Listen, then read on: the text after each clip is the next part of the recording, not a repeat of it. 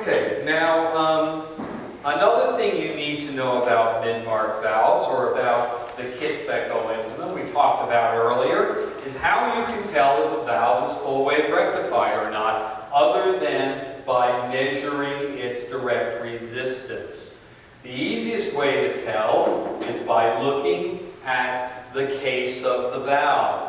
All these valves have cases on them, and this one says 120/50-60 FWR. That means that this solenoid has a full wave rectifier in it. That means that it uses a DC repair kit. Now, the truth of the matter is, you can always use an AC repair kit in a DC valve, but you can't do it the other way around. You cannot use a DC repair kit in an AC valve. If by some strange chance you get that situation, the valve will buzz, and that's the first indication that you got the wrong parts. It'll make like a humming sound or a buzzing sound. And what's really happening is every 60th of a second, that valve is dropping and then re-energizing and dropping as the AC cycle circulates from positive to negative. It drops and resets and drops and resets 60 times a second, making a loud buzz.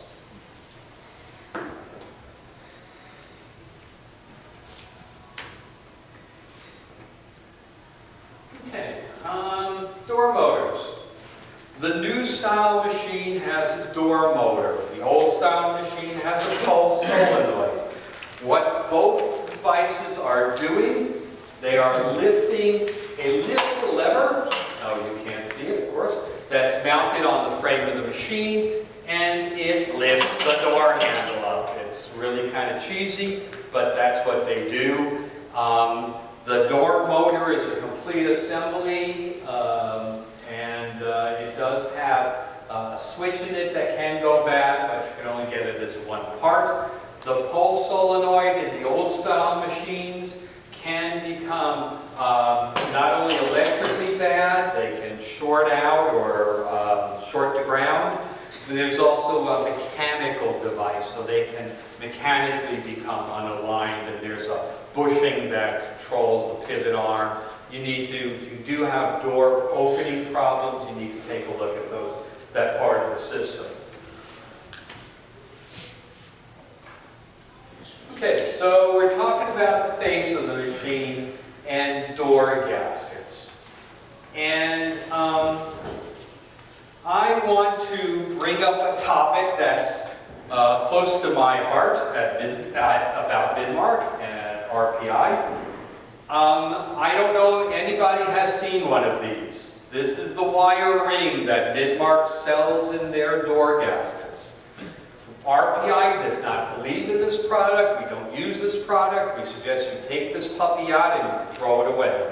There is a reason why they came out with this. All door gaskets and dam gaskets are made out of silicon. All silicons shrink over time under heat. It's part of their chemistry. There's nothing that manufacturers, including RPI, can really do about it. Gaskets fail over time. That's one of the reasons they fail, is because they shrink. Midmark was having a problem with their material.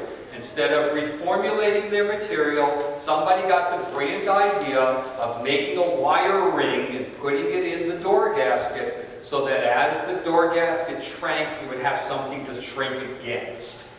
Now that sounds good, but unfortunately in practice it doesn't tend to work. What actually happens is it shrinks and the gasket kind of tries to roll off of it, and as it rolls, the way it changes, the configuration in the door groove changes, and you start getting leaks because the door gasket can't uniformly shrink. So we don't do this, we don't make them, we suggest you get rid of them. This was in the testing machine, and I suggested that you guys might not want to have that in there. Also, there is a difference between the profile of the actual Midmark gasket and the RPI gasket. The V on the RPI gasket is narrower than the mid-bar gasket, so it won't hold that wire very well. Now, also in this door assembly, we have a half-moon gasket called a dam gasket. And it's designed to shuttle the water, any water that collects on the door, back into the chamber.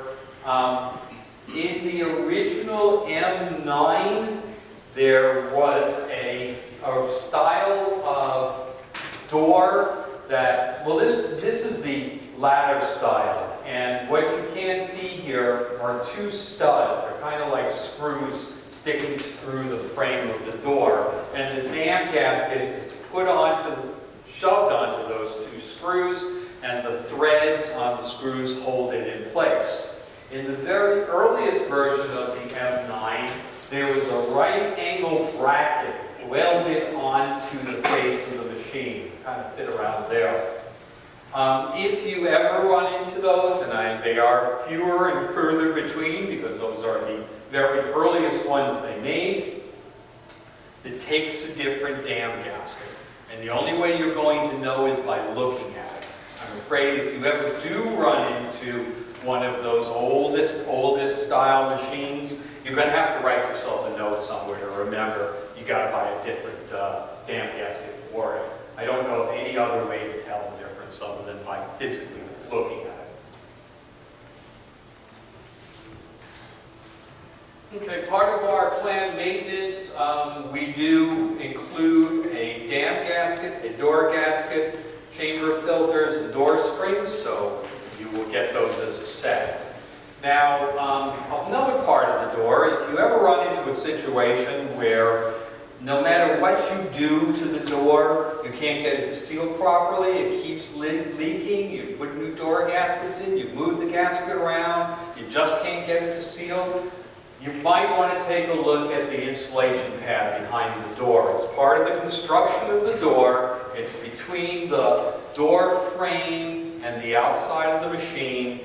And because the door closes slightly tighter on one side than the other, this is the hinge side, this is the latch side, this side closes slightly tighter than this side, that pressure, that insulation pad can become differentially compressed. One side can get compressed tighter than the other side, and over time it wears it down. If you have a machine that you cannot get to seal, you might want to consider replacing that insulation pad.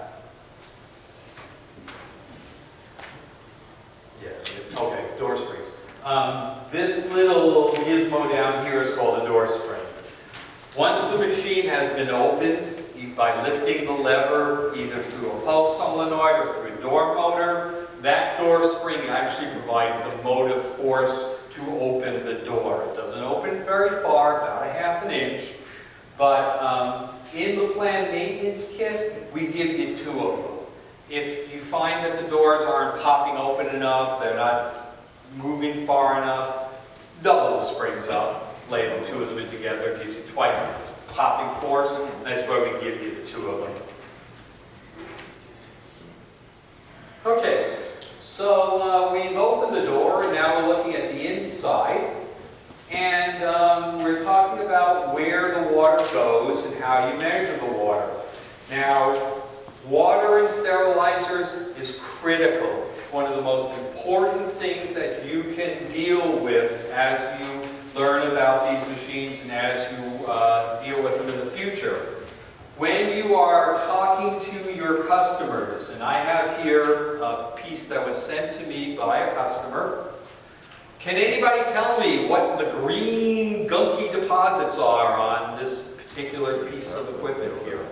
And it's important that it's green. Hard water. It is not hard water. Hard water is limescale, it's white, it's calcium.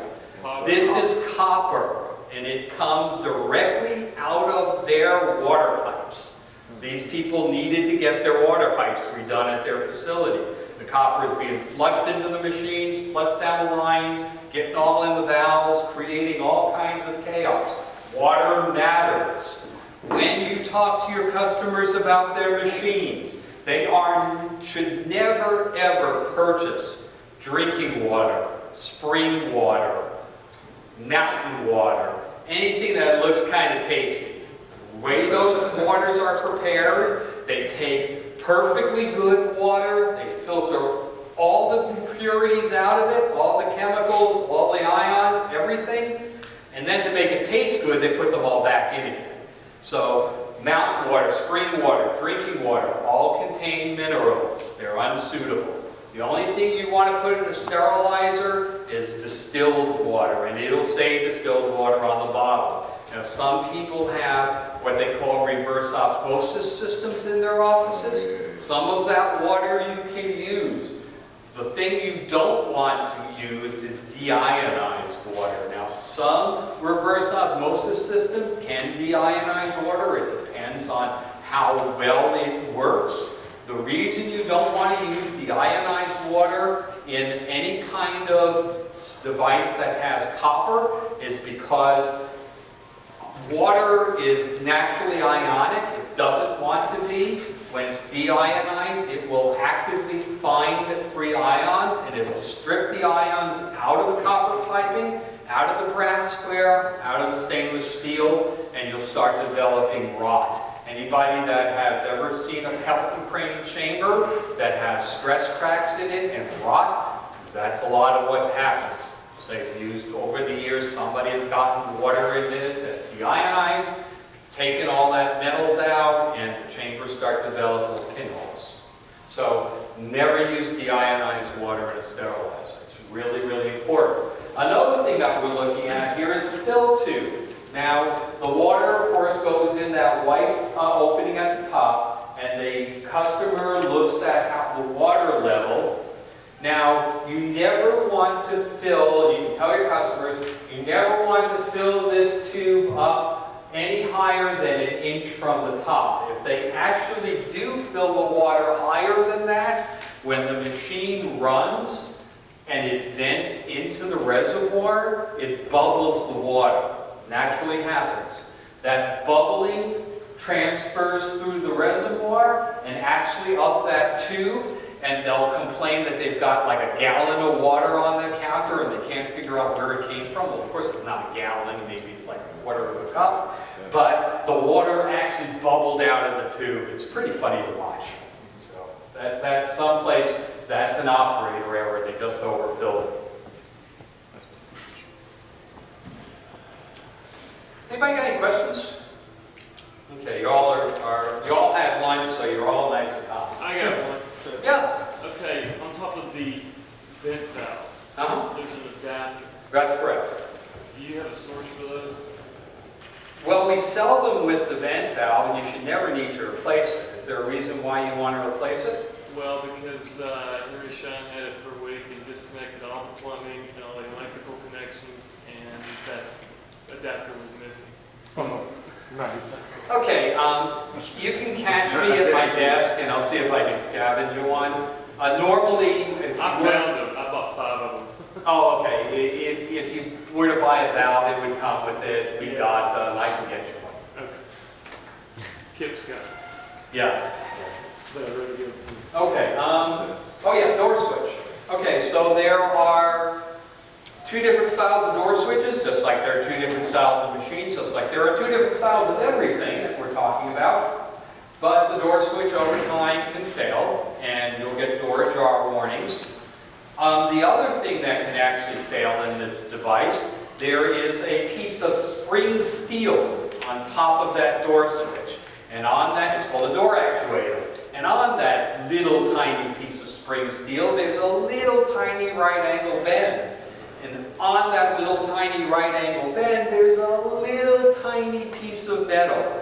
If that right angle bends and that little tiny piece of metal breaks off, it's really hard to see, but your door switch will know that it's not there anymore and not activate properly. So it's something, if you do have door switch problems, look at the door actuator. Make sure that it's intact and the end hasn't snapped off. What will cause the door to stick, Neil? It kind of depends.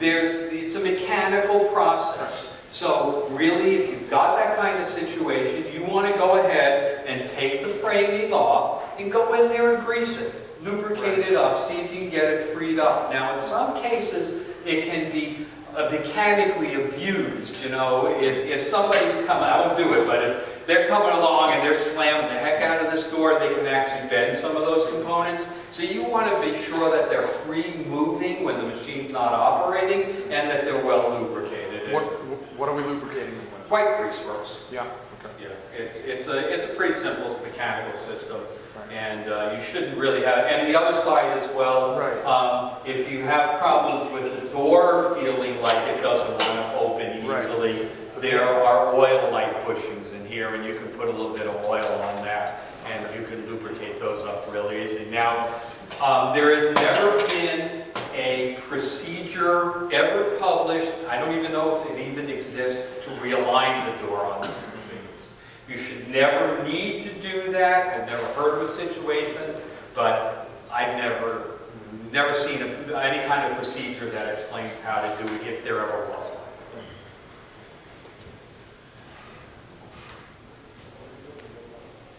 Okay, so now we're looking in the back of the chamber, and you can see we've pulled the rack out, so you can see what's going on here.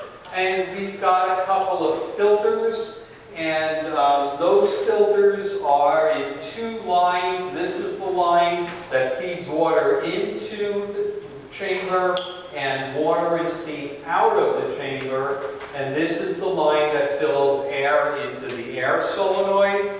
And we want to keep those lines clean, so we put filters in them.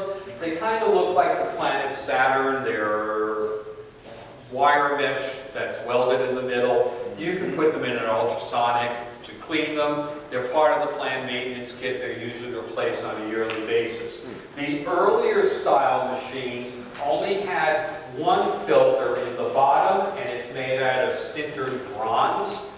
Unfortunately, if you've got a sintered bronze filter, it does come in the PM kit. You need to reuse it because the hole sizes are different, and you're going to have a real hard time getting the Saturn-looking ones into the hole that the sintered bronze was in. It's something that they did that we can't do anything about. So the ones with the bronze, you said that would only have one? You only have one.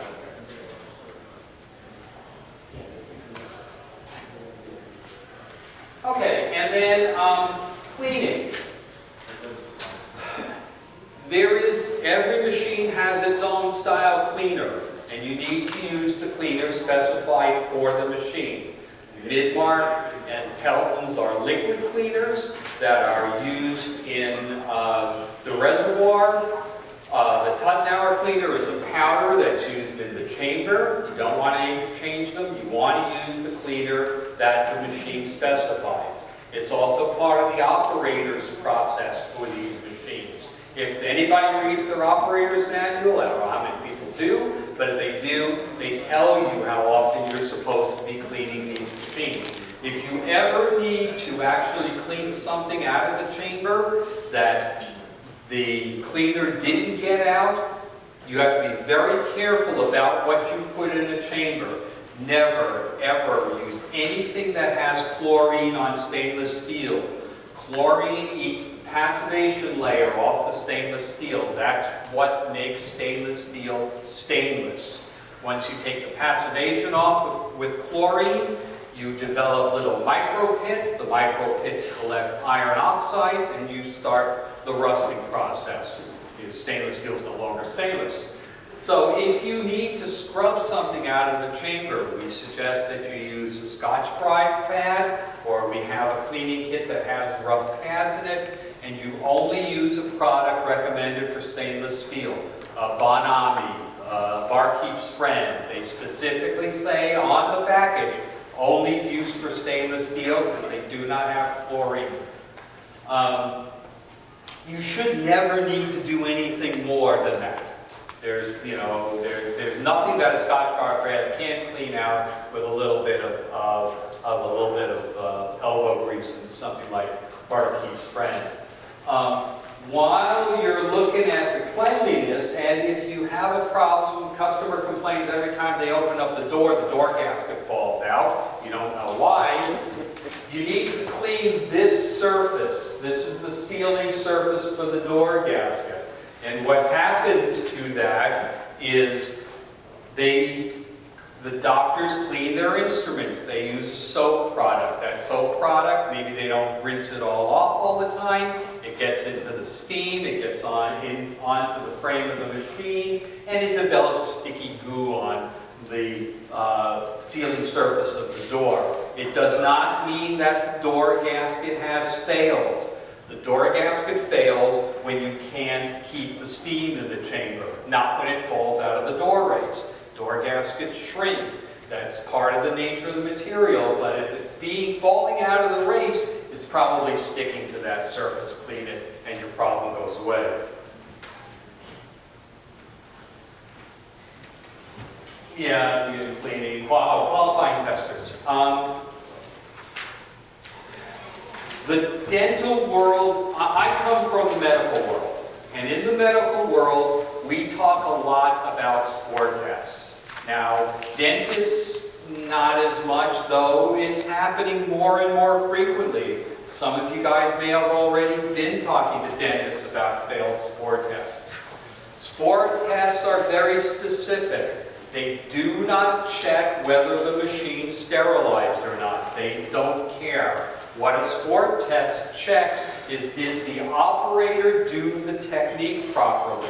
The machine can be running fine, but if they took that spore test, stuck it in the middle of 20 packs that are all akimbo and piled up on top of each other so that the steam doesn't circulate, that spore test is never going to pass. Forget about it. They didn't do the technique. They didn't use the machine properly. That's really what the spore test is trying to tell them. Not that the machine failed. Spore tests can go bad over time. You need to check their outdates if the dentists are complaining about them. But more times than not, if you take a spore test and put it in the chamber without anything else, it's going to pass.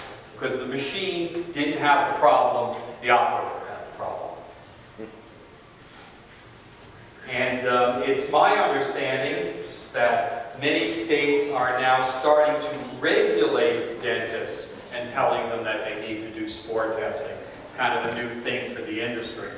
While you're in there, take a look at the heating element. I have only seen one heating element catastrophically fail. I never want to see it happen again. Within those heating elements, there are Incoloid jackets with a nichrome wire, and between the nichrome wire and the Incoloid is a powdered material, and when that heating element breaks apart, that powder material is shot all through the entire machine. It's the worst thing you've ever seen, I promise you. So if you ever take these machines apart and you're looking for them, make sure you look at the heating element. Look for pits. Look for small cracks or the beginnings of cracks. If you have a problem, now one thing that we need to talk about with heating elements is GFCI circuit breakers. Sterilizers hate ground fault circuit interrupter breakers. The reason for it is because they have a heating element.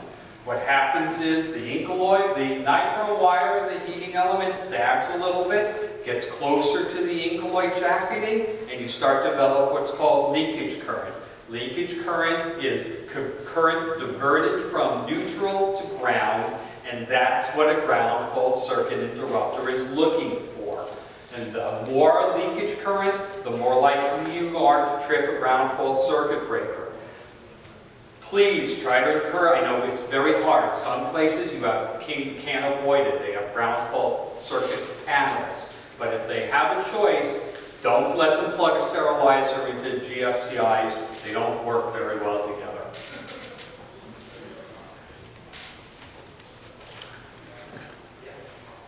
Yeah, and okay. We have in this device something called a water level sensor. We talked about it earlier. That device has to stay insulated from the chamber. It has spacers in it that keep it separated. If those spacers break down, if it becomes conductive, the machine, when you start it, will go straight from fill to sterilize. It'll immediately switch over. If it does that, you never got any water delivered into the chamber, you have a shorted ground water level sensor, the machine will overheat because there's nothing to turn into steam. So you need to be sure